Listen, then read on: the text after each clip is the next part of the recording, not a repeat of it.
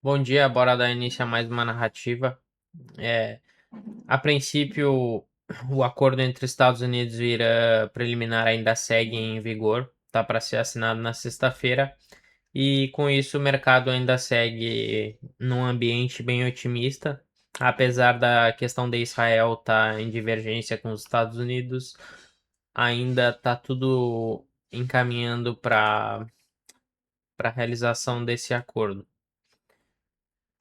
Ontem a gente teve dados de produção industrial nos Estados Unidos, produção industrial na China, que nos mostraram um pouco sobre o setor manufatureiro e principalmente na China, vendas no varejo nos últimos 12 meses teve uma queda bem significativa e a produção industrial ainda aumentou. Então a gente tem uma pequena divergência. Taxa de desemprego na China teve uma leve queda, isso é positivo. E na parte da produção industrial dos Estados Unidos, no mensal caiu bastante no período também. Então a gente pode ver que o setor manufatureiro no período ele tá mais fraco, tanto na China quanto nos Estados Unidos. Só que nos últimos 12 meses a gente teve um aumento em ambos.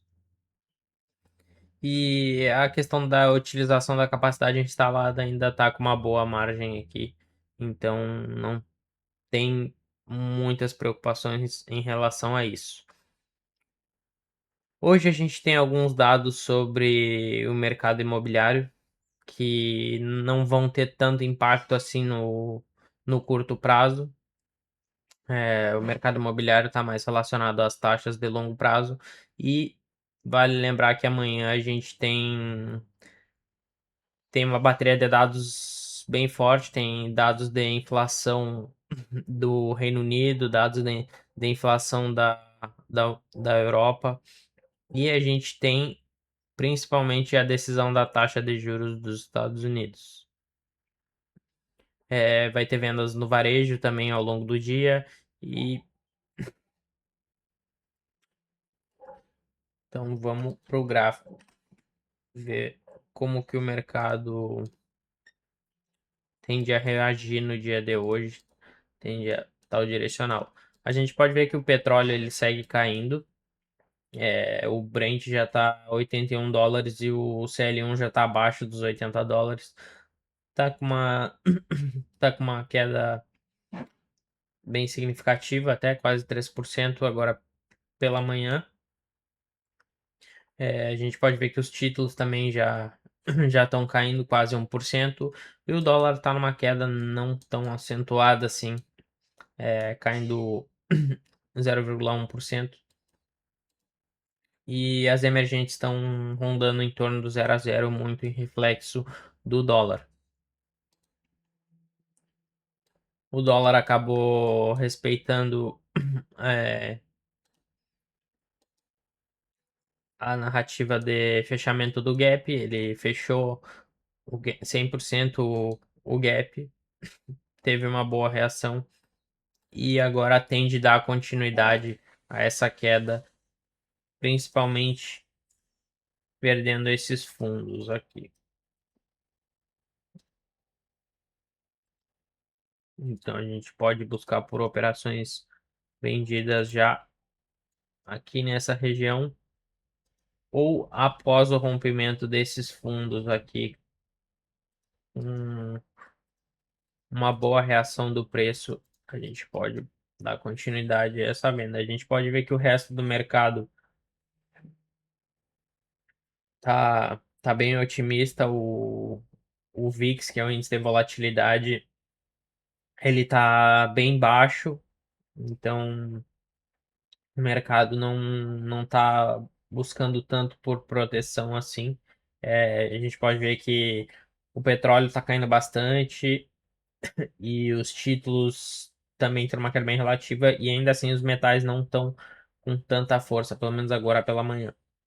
Renda variável, os índices asiáticos fecharam bem positivos. A Europa agora já tá em alta.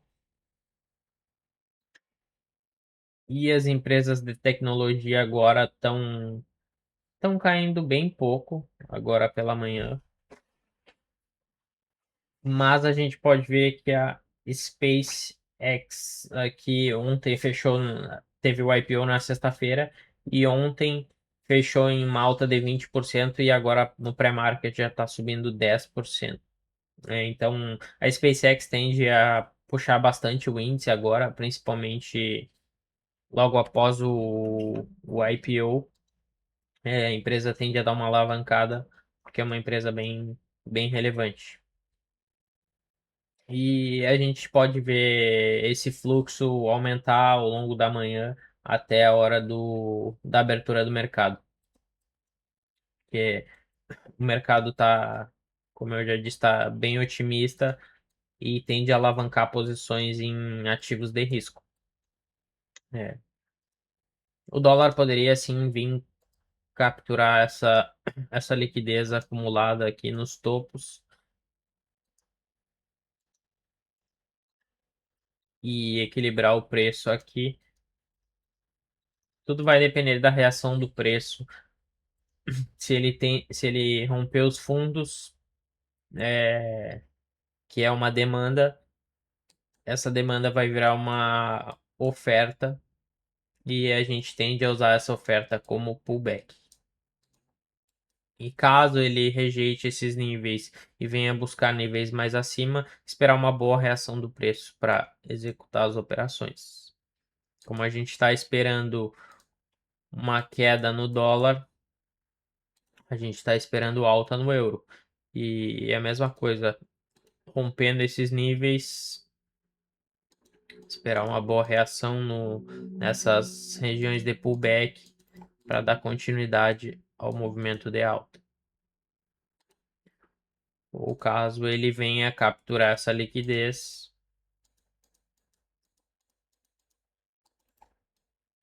é sempre bom esperar o realinhamento do fluxo.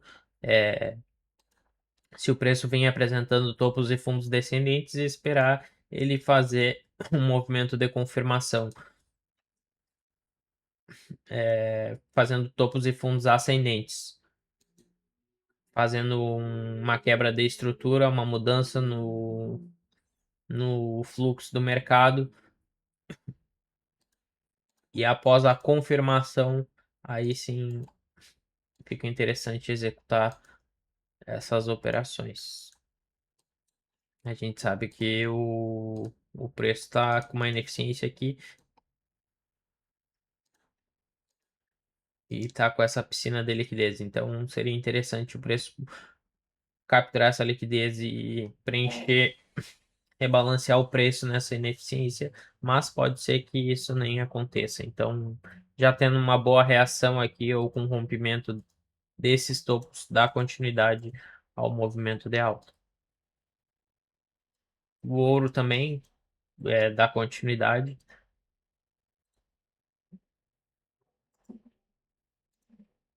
A gente tem essa região de pullback. O preço está com uma liquidez acumulada aqui embaixo. Então ele capturando essa liquidez, atingindo a região de pullback, já fica bem interessante. Porque se a gente traçar, se a gente puxar para um time frame menor, puxar dentro do range de 15 minutos, o pullback dá bem na 74 aqui da OTE. Então é uma região bem interessante para executar operações compradoras. E caso o preço venha a romper e forme um novo range, buscar por operações na região de pullback, que é a região rompida. Então tudo vai depender de como que o preço vai reagir.